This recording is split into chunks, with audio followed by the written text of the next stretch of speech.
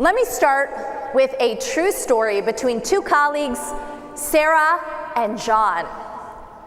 In the white box of my slides is an email exchange between Sarah and her manager, John.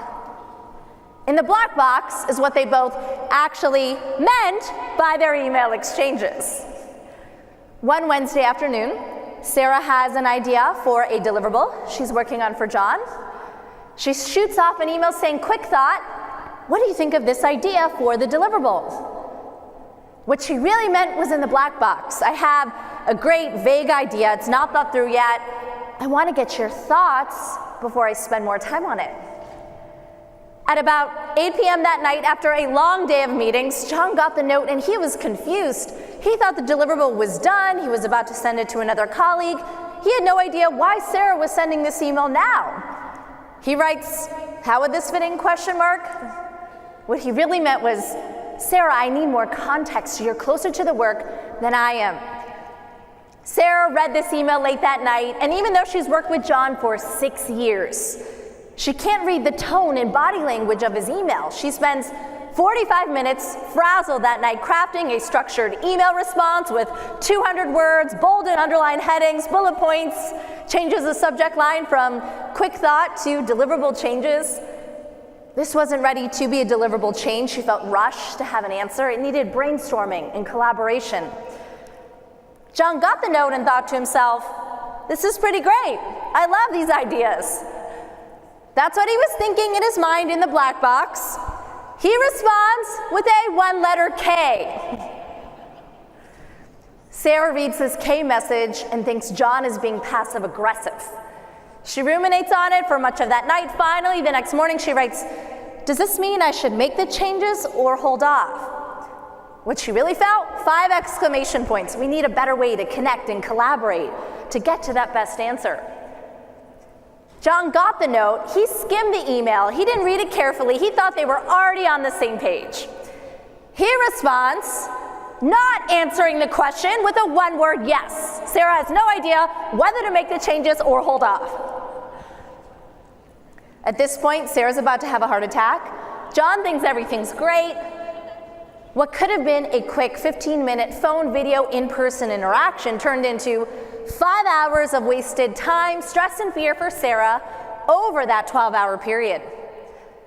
Raise your hand if you've ever experienced this before in the last year, month, week, day, minute, second. Take a moment to think about the impact of these daily experiences on how we lead, how we connect, how we build community. Here's a reality we're all facing today, whether we know it or not. Research shows that 3/4 of our face-to-face collaborations are built on nonverbal body language. Pacing, pauses, gestures, tone, the lean in, the handshake, the eye contact. This is how so many of us have built trust and connection. But whether we knew it or not, and well before the pandemic as well, up to 70% of our collaborations now are virtual or hybrid in some way. We are emailing, we are conference calling, we are digitally communicating with our colleagues on the same floor in the same office. I'll never forget being on a conference call. 3 of us were remote, 3 people were in the office. It wasn't until the 26th minute of a 30-minute meeting, someone in the office said, "Does anyone on the phone have something to share?" We had been excluded the entire time. I like to say that interacting has never been easier, but productive collaboration is harder than ever. And if you also agree that there's a reply-all epidemic, please raise your hand. I know I'm not alone. So today's conversation is not about how do we connect more in local government. Today's conversation is about how do we connect intelligently. I define what I call connectional intelligence as the capability to unlock new and unrealized value and impact by truly maximizing the power of our networks and our relationships.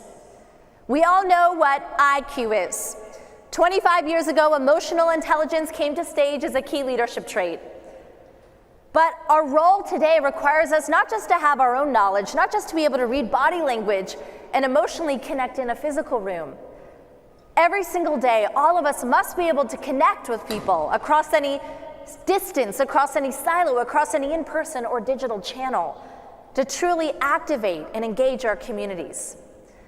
And more than ever, I would argue that the last few years are giving us an opportunity in a hybrid environment to truly maximize the collective expertise of anyone and everyone, not just those traditional suspects. What I want to do today is I want to share some stories and examples of how leaders across several disciplines have connected intelligently to activate their communities in new ways. And as I share these examples, I want you to think about where's your greatest opportunity to connect more intelligently? Within your team, within local government, in your community, across the ICMA community and beyond.